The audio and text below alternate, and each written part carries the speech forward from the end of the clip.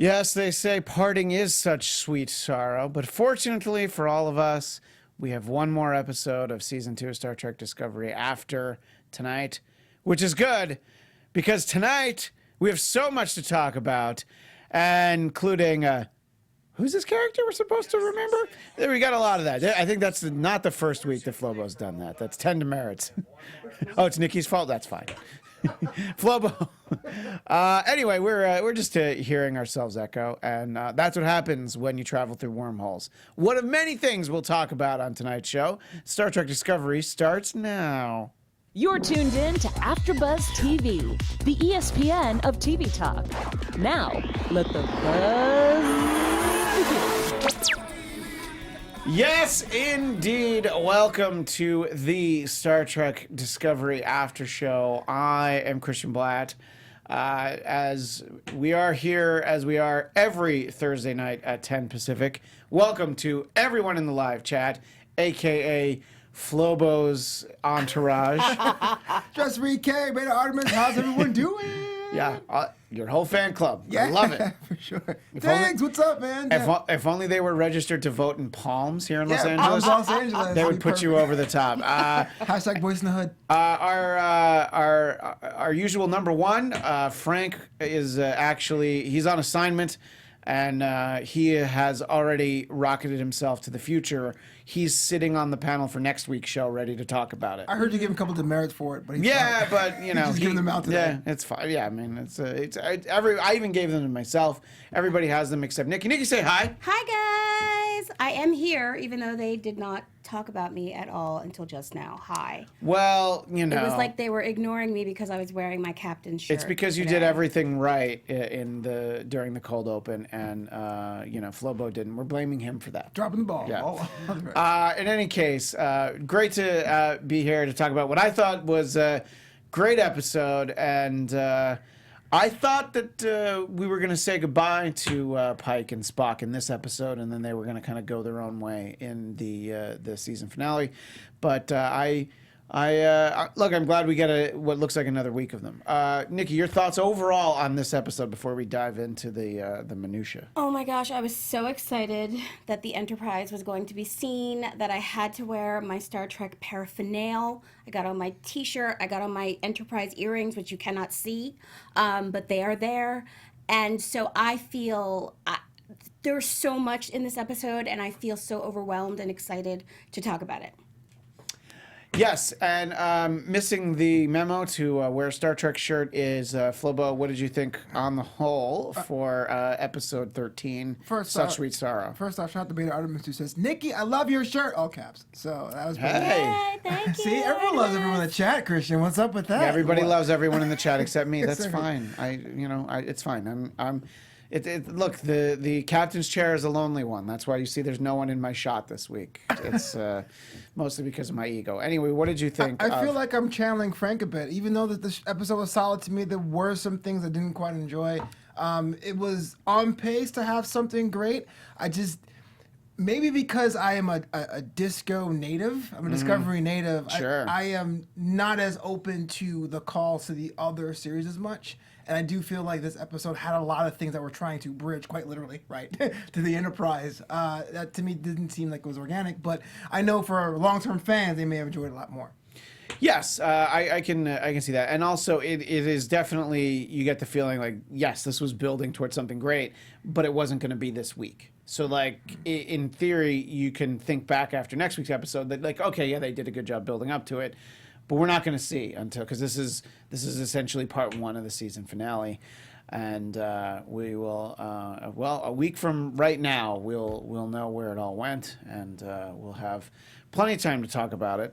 Yeah, I thought that it was fun, and you know, like Nikki, like you're talking about, the fact that we finally get to see the bridge of the Enterprise is exactly what I personally and many of us have been waiting for since the end of season one, when we saw the Enterprise on, well, essentially this show. It was called Star Trek Weekly at the time, but on this show last season we talked about, well, what's it going to look like? How are they going to update the bridge? You know, we had all these theories, and then they didn't show it to us until episode 12. So they made us wait 3 months from the start of the season, but we finally got to see it. And I thought it looked good. You can't make it look exactly like it did 50 plus years ago. So I think they did a nice job to have the classic aesthetic, but certainly updating it. What did you think, Nikki? I agree. I thought that it was redder than I thought it was going to be. I love that Georgia said orange. That was great. That was fantastic. It was redder. It was shinier. Obviously, it's new, so I mean, I guess that makes sense. And I thought it was dark, and just the lighting was dark, which works for the aesthetic of this show. I think that they had to take that into consideration Yeah. when they built the set. That this show is darker in tone, but also just visually darker than, most Star Trek series. Is this the first Star Trek series that's in HD? No, I feel like Enterprise might have been, but in any case, they haven't had to deal with the visuals looking this good before. So Right. that you have to go after it very differently. Now, Flobo, as somebody who's not familiar with previous incarnations of Star Trek, could you appreciate the bridge, or just like, nah, Discovery's better? It was well crafted. There was two things I had to get used to. I understand how important Enterprise is. I'm not going to trash it, but there was two things I get used to. All the handrails, kind of like a bowling alley, to me at first, and how bright it was. Because Discovery was almost, I guess, relatively so dark. Yeah. Seeing something so bright and airy with the uniforms being bright and airy, I almost feel like, was this the same Federation that sanctioned both these ships? Like, were they just kind of like, we're doing something different? Well, it's like Federation East and Federation West. The rules are a little bit different. Okay, yeah. And that must be. It's a fall collection, right? Yeah, right, exactly. And one of the things that they pointed out for the diehard Star Trek fans who need these sort of continuity, not even Easter eggs, just these continuity explanations, that and don't worry, no more holograms, because wink. that's why the Enterprise has no holograms in the original series. Flobo, how do you feel about that? I actually like the holograms. I know. I screamed that we're reviewing it. I'm like, hashtag save the holograms. But I understand. I mean, we got Pike, and he had said from his day one that I don't like it. But the extra nudge was kind of just a dagger in my heart. Now I understand the whole point is to make that thing like more in tune with what it was. But I like my holograms. Give me some. How convenient that the captain who replaces him, James Tiberius Kirk, also apparently doesn't like holograms. Right. Because Well, maybe Kirk doesn't even know that there were holograms on the Enterprise originally. I don't know. I think he'd know Yeah. about holograms. I mean, there'd be a lot of green ladies across the universe that he'd check in on from time to time to be like, I might be out on Rigel 7 sometime soon. Oh, Kirk, you always say that. Anyway, let's talk about the big focus on the episode, which is Michael Burnham's self-sacrifice, and we'll go from there because everybody else is on board. But just this decision that because of the at least similar physiology to her mother, Michael will be able to use the Red Angel suit and go into the future. So it is this idea that had been floated before of getting not control, but the core data, sent off way into the future, which, it seems like a good theory. It seems like the only way out because, the self-destruct didn't work. The photon torpedoes didn't work. And I thought that they dealt with that in a cool way where Michael sees how it unfolds and what that leads to. So it doesn't actually happen, the photon torpedoes, because that begins, I guess, the back and forth of Discovery, just trying to preserve itself. But what do you think, Nikki, about, Michael's... This is very early in the episode. Michael makes this decision that she's going to do this and, realizes that because of the specifics with the time crystals and all that, she's not going to really be able to come back. It always bothered me a little bit when we found out that it was Burnham's mom in the suit and not Burnham. Right. It always bothered me a little bit that they had read the DNA wrong. Like I was like, was Hugh still a little messed up from being in the whole, spores universe? Right. So I do like that. I really actually was like, oh yes, perfect way to bring it all back so that now Burnham goes into the future and that's actually who They actually probably were reading the correct DNA. So Right, and Spock mentions that at Yeah. one point, that it would stand to reason that she is in that suit at some point, and that would explain some of the signals, but they're still not quite sure what that is. Flobo, what did you think of Michael? Right away, just being like, yeah, it's fine, I'll do it. Yeah, I mean, that's to the credit of season 2. They always mention Michael's selflessness and how that's both her strength and her weakness. And I think this is a perfect example where it's both at the same time, right? You have this threat, and she's willing to step up and say, I have to do it. There's no way you can simulate anything. But at the same time, it's like, you're just taking this on. Like, I have to do it, to the point where the people are asking, like, hey, even Georgiou pulled it aside and was like, okay, I know that you like to get off on this, but like, what does that really mean for you and your family and everyone here? Are you being selfish by being selfless at the same time? She's raised by Vulcans. Yeah. She's got the whole philosophy of the needs of the many outweigh the needs of the one, or however that actually goes. So I think it kind of, it works. I mean, honestly, it works for her whole I have to save everybody thing, but it also, I think, works as a Federation thing. Like, I think that anybody in the Federation would have, when they had the opportunity, when it was necessary to put my life on the line, they would do it. So it's kind of in keeping with both her character and, I think, the culture of the Federation. And case in point, the majority, or at least the members of the Discovery crew that we know and care about, are all like, yeah, well, we're going with you. Yeah. Tyler's got his own plans and schemes, which probably include, I gotta be around for the spinoff. But The quote right there. I'm just saying, That's what I wrote in my notes, And- actually. Yeah, Ash is staying for that's in my notes too. The one thing that throws it off, it makes sense. It is indeed logical that Spock is there.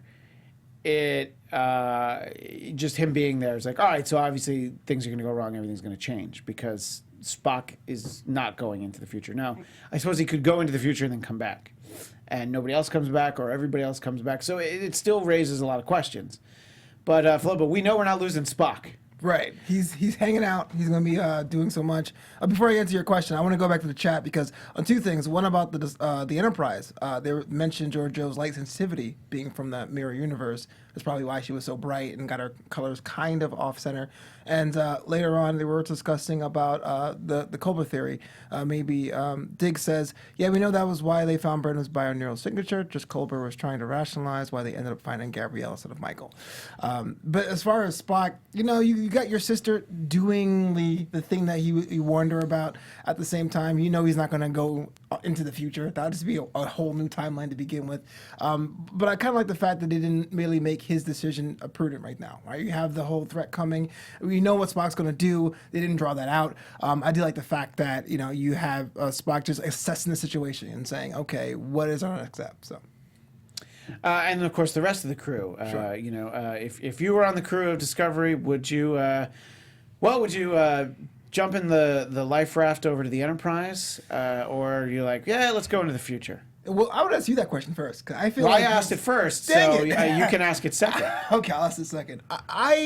Look, I'm already in the Federation. I'm a graduate. Why not, right? It's a chance to go in the future. My family, friends know that it'd be years or light years while I'm making no contact with anyone. Like, what, am I going to say, oh, no, there's a huge TCBY on my home planet I go check out every week? No, I'm going to go in the future, find out where it goes, Yes, and shout out to TCBY. Right. I did not expect that to. Although I think in Star Trek it's TGBY, the galaxy's best yogurt. But Safe formulas. my answer is very similar to yours. You join Starfleet. You're there to go where no one has gone before. Well, you know where no one's gone before? That far into the future, and there's not really much time travel documented, at least at this point in the timeline. So, I think, and also if you have any kind of relationship, whether you know Burnham, of course, somebody like Tilly, who's her friend, all that makes sense. But if you just respect her, you respect the mission, it's like, this is really important that this succeeds, I'm going to do that. What would you think, Nikki? Well, I'm a huge punk. I'm not going no place dangerous like that. Like, I mean, I wouldn't even be in the Federation, in Starfleet. I mean, if like, you were in the I'm just Federation, you'd be at some mean, space station, like having a desk job. total Yeah. desk job. I would be You pushing. take like the 90-minute lunch every day, even though you're only supposed to get Absolutely. 60. Yeah. Yeah, Wait, I'm not you gonna. just signed up for the GI Bill and just like, I'm not gonna do anything outside I'm of you. legit probably would Hey. be the worst Starfleet person ever. That said, I mean, look, even in Vietnam, they needed somebody to peel the potatoes. I'm You know what I saying, mean? Somebody's got to do it. Somebody has to stay behind Shout out to space and potatoes. keep the house clean That's while right. everybody else goes out. Yeah, Okay. so I would be that person. I do think that someone in the chat earlier said something about the fact that when everybody was talking about going with Burnham, Spock was quiet about it, was Yeah. super quiet. And I thought, like, at the moment, my thought was, Spock, you don't got nothing to say? That's weird. Seems like the kind of thing you would comment on. So, I don't know. I feel like Spock's gonna. I'm making predictions, but I feel like he obviously is not gonna stay in the future, and maybe he knows something. I don't know. Maybe Spock knows something. Yes, I mean, I think Spock knows a good many things, and what we'll talk about in a moment is we see almost identical visions of the future from both Burnham and Reno, and that should give us some indication for where we're headed next week. But before we do that, I believe, Nikki, you have a very important message for our audience. I have a very important message for our audience. The audience that is everybody watching us, whether you're watching on YouTube or listening to us on Spotify or iTunes, hey, guess what? We want to hear from you. It really does help us with what we do. It helps us in order to do this well and often and to continue doing it. If you give us 5 stars, if you thumb up, if you leave a comment, if you subscribe, all that stuff helps us, makes us feel good. It helps the network, and it allows us to keep doing this stuff. Also, you know what you can do if you're in the chat right now? You can use that super chat feature, which really shows us how much you love us. And we live for that stuff, guys. We read your comments. We read all of the messages that you send us on social media. So, join in. Yes, and shout out to, there was another one last week. Shout out to anyone who actually likes our show more than they like Discovery. They watch both, Yeah. but they appreciate having the forum to talk about a show that maybe they don't like. There's a great quote early in the episode, I believe it's Burnham, referencing this idea that you don't know if you'll have the strength until the moment comes. And that is obviously the decision that so many of these people have to make, And Burnham is set off on this path because of the vision of the future that she has, that we see. And we initially, as I referenced earlier, we think that the photon torpedoes is something that actually has happened in the narrative of the story, but it's actually just her seeing an alternate series of events that she needs to stop. But the, something basically puncturing the saucer section of the Enterprise, both her and Reno see that. They both see some very similar things. So they both know that this is destined to not work out really well. But they're both in it at that point. Well, I guess Burnham isn't at that point. But Reno's like, she's like, it's too late now. And again, this is a little bit prediction-y, but the fact that we've seen it twice at Flobo, do you think it's going to be smooth sailing into the future next week, or do you think maybe there's going to be some bumps along the way? Oh yeah, they go into the future and they find the galactic future yogurt stand. It'd be great. No, it goes without saying that they're going to go into the future and it's going to be an imperfect future, and that's kind of what makes it so great. I still go back to my prediction a couple weeks ago. We're going to have some more insight of what control is. If not, we don't know who's behind it. We don't know what the source of it is. I still think it's Papa Burnham, but that's just my thing. It's hard to tell what the scale of the damage is going to be. Whatever it's going to be, like the Flash, where characters will change, or an event might happen, how many wars they skipped, how the quadrants are laid. All these things are kind of out the window, which makes it exciting when they go in the future eventually. Nikki, this is really lending credence to the theory that control eventually evolves into the Borg, because of the simple fact, the way that they're introduced. Q's trying to show off to Picard, like, oh, really? You want to see what's out there? Here's something you're not supposed to meet for 500 years. So the idea that it's in a, because just Next Generation timeline alone, that's already the future. So this is farther past that. So it's a good, I don't know, 650, 700 years from right now at this point. So it's all lending itself to that. Did you get any of those feelings? Spock used the word futile at one point. I was just about to say, Spock said futile, and I was like, oh, come on, y'all. like, does it have to be so obvious? I really feel like it's going to happen, that this is how the Borg gets created. And I'm a little mad about it. I'm not going to lie. Well, I'm going to hold out hope, because the one thought I have is that it might be just the red herring. They want people to think that. That's why they throw in the futile, and it'll be something entirely different. But yeah, I feel like that's where we're going. I have a question. What if there's a link, but it's like different? Like I'm going like the whole Alien Prometheus thing, where it's not quite a direct line, but it has like some. Like Borg is a C, and this controls the A. There's like an intermediary. Yeah, it's like the missing link. Would that be worse or better or as digestible? I think if the A is decidedly different enough from the C, I think it'll be good. But obviously, a lot of this show is so focused on fan service. They want the diehard Star Trek fans to be fine, and I don't know that they should be pursuing them as one. I don't think that they should be pursuing them, because there is a very vocal minority, perhaps, but a vocal part of the community that just hate this show. So you're not going to win them over with whatever you do. So don't throw the Borg into it unless you really feel like that's the story that you need to tell. Speaking of, one shout out to Beta Artemis, who donated us via the super chat function. Thank you so much. Who says, Frank will get that baby Klingon head I promised. Thank you so much for supporting the program. Excellent.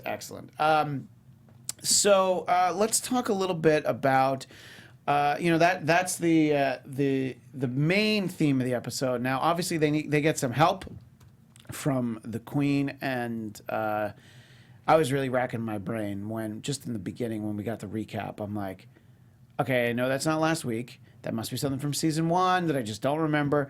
But Nikki, because you did the research, you found it out.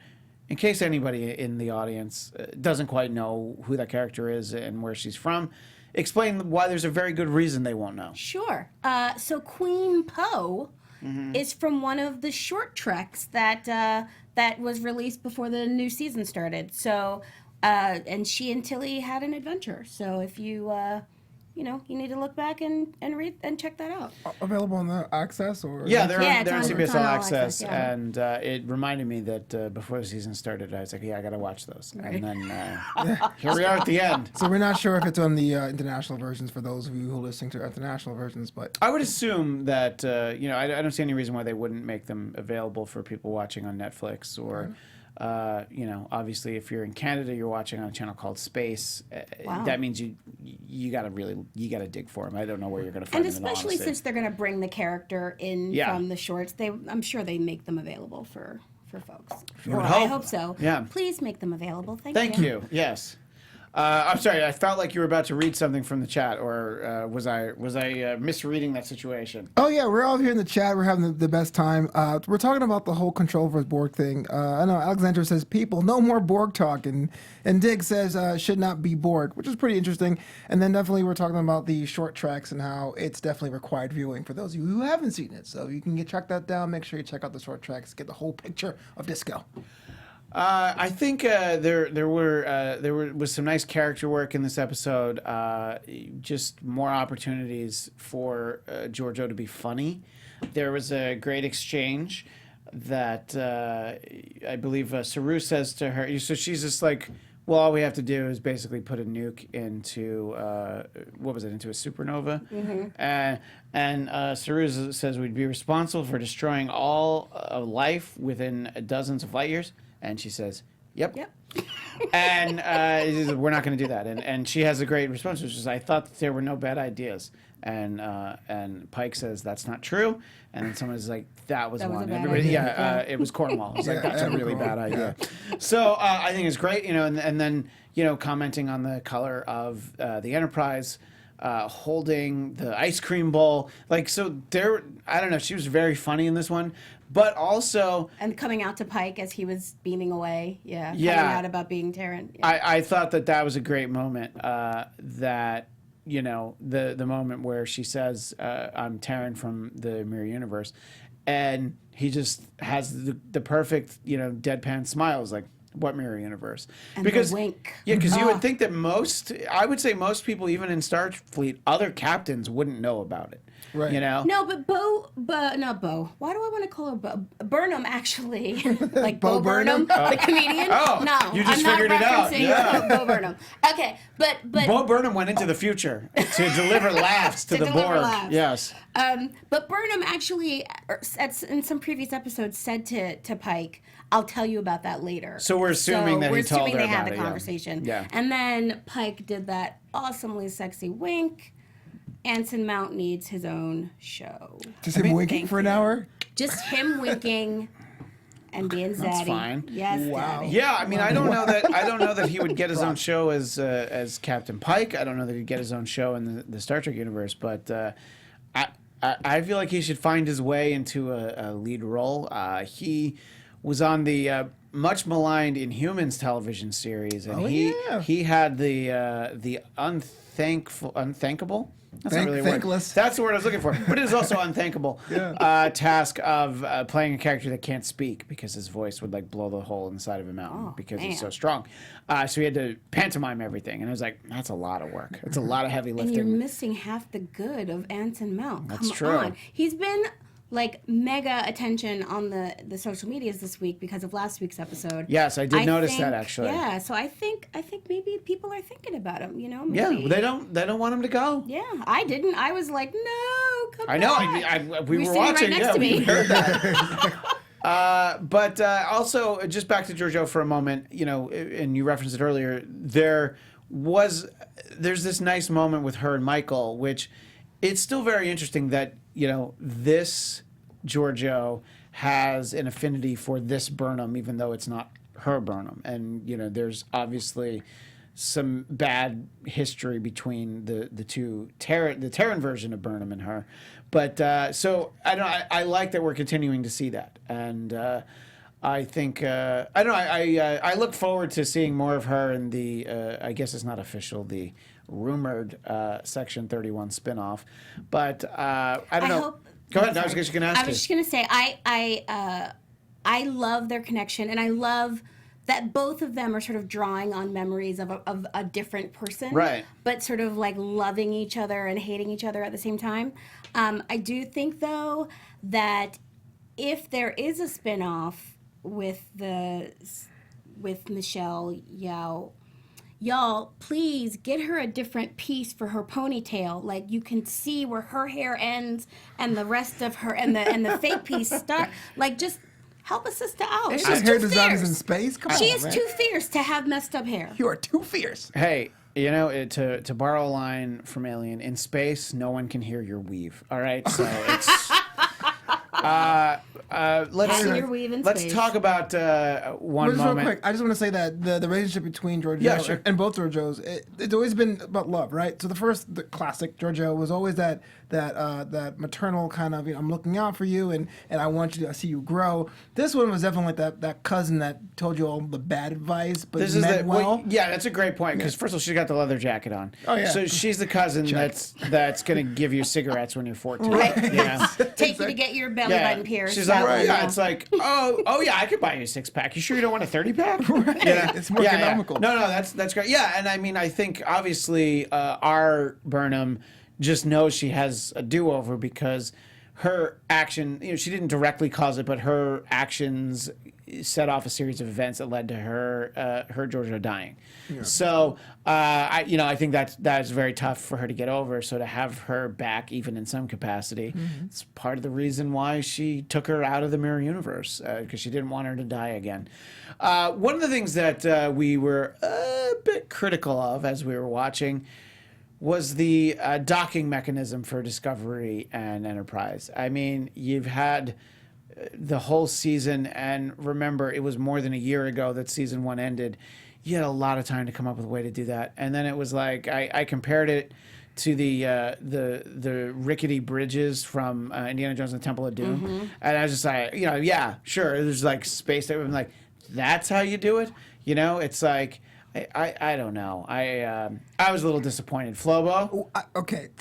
I mean, it raises too many questions. I mean, are these like projections? Do these ships have docking stations? Why is it like unfolding like an accordion? I mean, it's in the future. It just doesn't seem efficient. I just blew up. And again, as Frank and I always say, why have we never seen this method before. ever, Yeah. ever? I will I not. mean, how many times have we had to evacuate something or someplace, separate the section, the saucer? Well, that doesn't happen until the Enterprise D is the first one that That's can true. separate the saucer But section. there should have been. We should have seen some indication of these fabulous walkways yeah. that they can do. Yeah, So I can never hold it. It's like St. Paul, Minnesota in space, because the building. Thank you. Very The buildings much. are all connected that way because it's too cold to walk on the Oh, sidewalk. it's a Midwest joke. Love it. I just We want. have people in the Midwest. I'm from the East Coast. I had none of the problem. We I just go know. outside and we just dealt with it. I'm from the East Coast too, but I've been to the Midwest. Not nearly as cultured. I've heard of the Midwest. No, not nearly as cultured. Anyway, as sorry. What was it? Milwaukee. Before we run out of time, what were you going to say? No, I was going to say that, look, I will never hold that against the technology thing. I will never hold that against the show and say it wasn't another series and all that. I just feel like the idea that things unfurling to seem kind of like a cheap party trick. That's all. Right. I mean, if you're going to have an accordion, at least have a cameo from Weird Al Yankovic. I mean, At let's least have Frank an action. Yankovic, yeah. No, I did not expect a Frankie Yankovic reference on this show. Yeah, exactly. And not from Flobo. So East thank Coast? you. No problem. Yeah, East Coast. So I thought, it's a minor criticism. It's fine, whatever. I really thought to go back to the sacrifice, the shipwide sacrifice, the segment that you certainly have time for in a streaming series. But it would have been a lot shorter if this were a network series or even a cable series, most likely, where everyone's recording their messages. And in some cases, it doesn't matter who they're talking to, but I think Stamets speaking to, very clearly speaking to a sibling. I don't know if it's a brother or sister. I don't know if we've established what he has. But I just thought it was like, oh man, if I was watching this by myself, I might have gotten a little misty-eyed. But I had to look cool in front of the rest of the Cool, you panel. did. Yeah, You did. You pulled I it off. mean, I had this shirt on, so what was I going to do? I had to close off on my emotions. But I just thought that was nice. And the fact that they're able to take that, even though this big thing's about to happen, I think that's one of the things that I like about this show. It is jam-packed with action and just really impressive special effects and, all sorts of fight sequences. But they do take the time for the important character work. Nikki, what did you think of that sequence? I loved that sequence. I felt like it gave me all the feels that I didn't know how to. It was a wonderful catharsis for all the feels I was having, and I did get a little teary-eyed. And it was a wonderful way, I think, for us to get to know those other characters a little bit more. We've not had enough opportunity, as far as I'm concerned, to learn enough about the rest of the bridge crew. So I really thought it was beautiful to give us that opportunity. It was moving. I enjoyed it.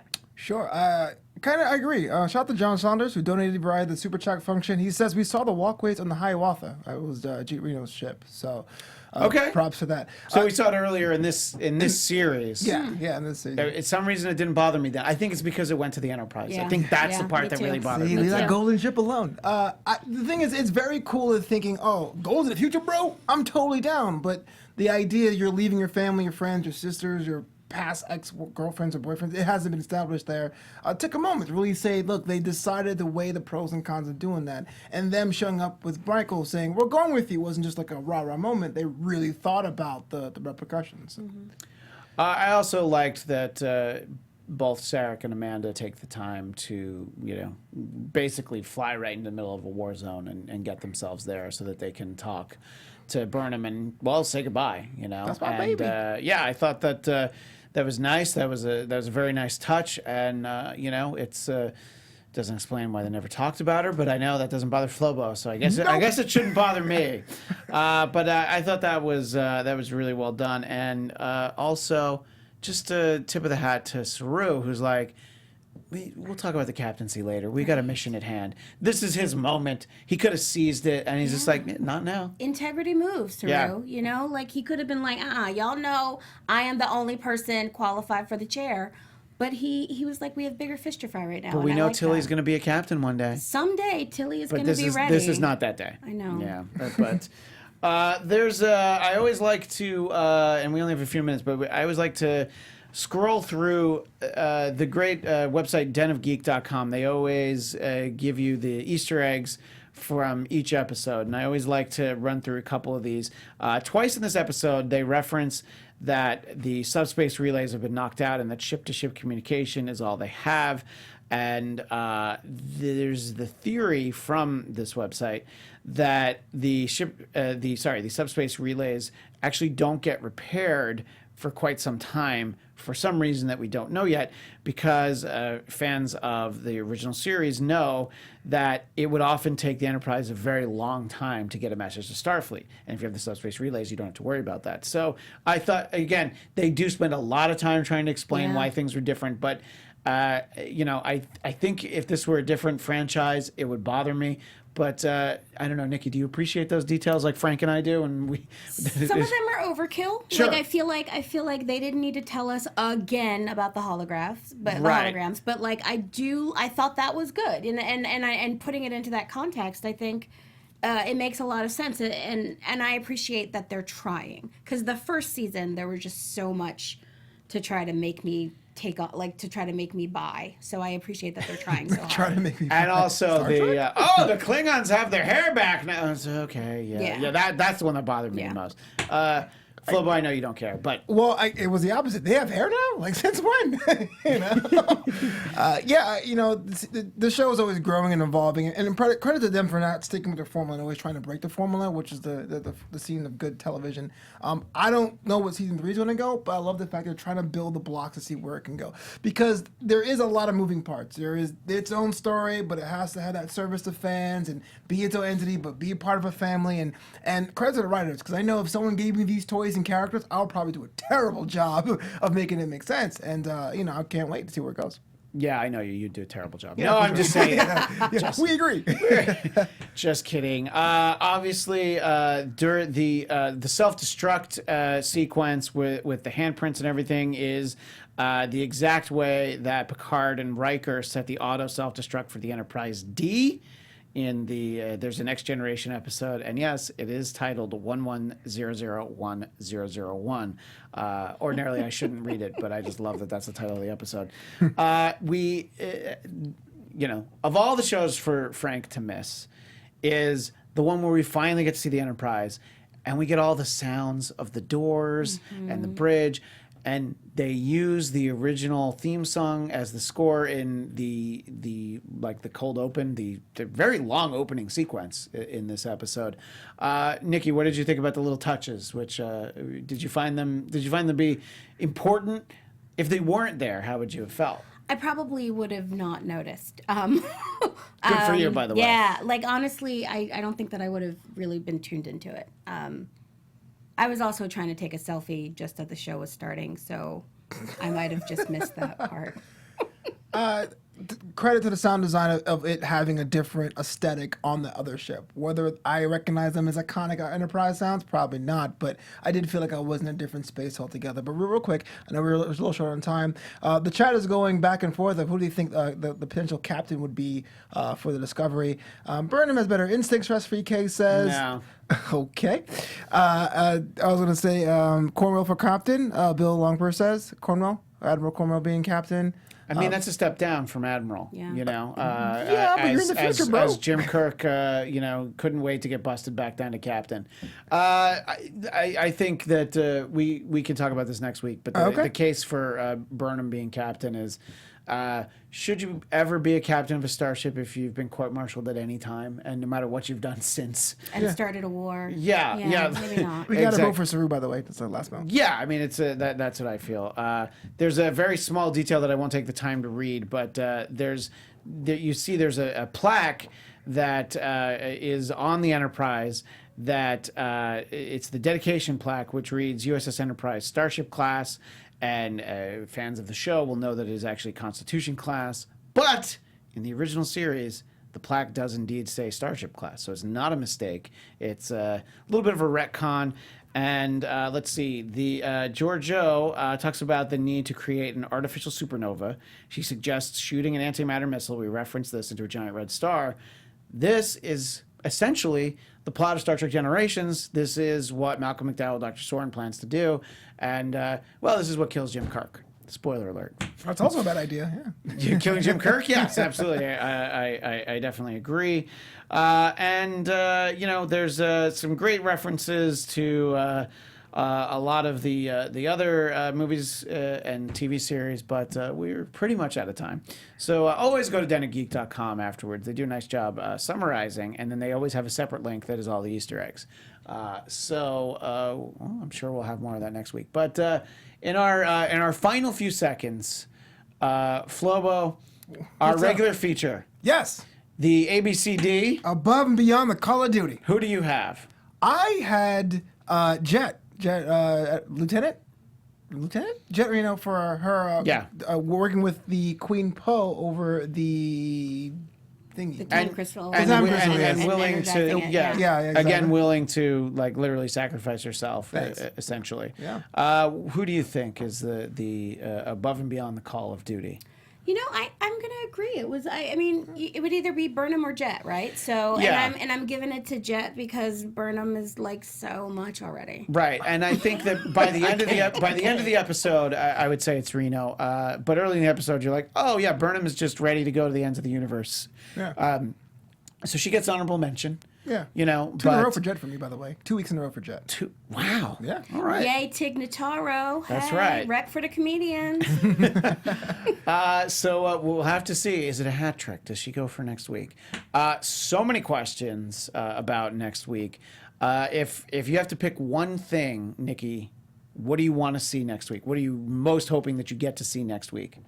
I need to see how Spock ends up not going to the future. Yeah, but if he does go to the future, then it's like, well, how are they going to explain that in season 3? Then it's going to be a very long year till it comes back. Right. I mean, it's going to be a very long year either way, but absolutely, it'll be a confusing. We'll have a lot of theories on this show. Flobo, what do you most want to see in next week's I want to season see finale? that too. That's pretty awesome. No, I actually want to see how far in the future they end up going. And Right. as far as like what does that really mean? Is it just another war? Is what I'm looking at and being tossed in a bad neighborhood kind of way, or is it just them trying to adjust to the whole different change of technology around them? I don't know if it's so much what I want to see. The thing that I'm most interested in seeing is at some point they'll actually have to give some kind of farewell to Captain Pike, and I think that'll be the real heartfelt moment for me. But my prediction is that the final shot of season 2 will indeed be a Borg cube approaching in the future. So we'll see, though. Like I said, a week from right now, we'll have all of our questions answered. And if you're watching this or listening to the archive version, give us your thoughts, comments, questions, concerns, all of that. We will try to get to it next week. But, when Frank's here, nobody can get a word in edgewise. So we'll see if we have time for the chat. In any case, that is all the time we have now.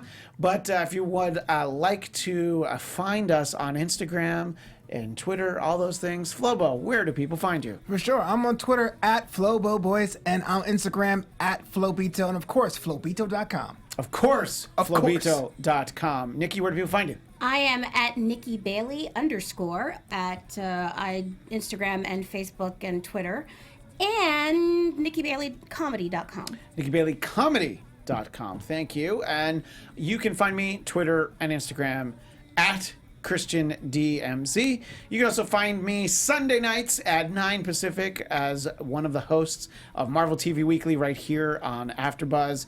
And at least for right now, Monday nights at 10 Pacific, the Twilight Zone after show. So if you're watching this, you have CBS Discovery most likely, so you might as well check that out too.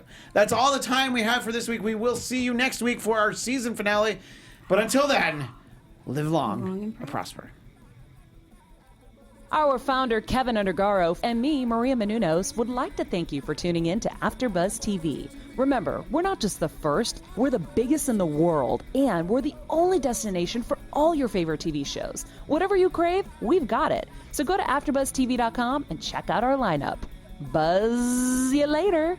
The views expressed herein are those of the hosts only and do not necessarily reflect the views of AfterBuzz TV or its owners or principals.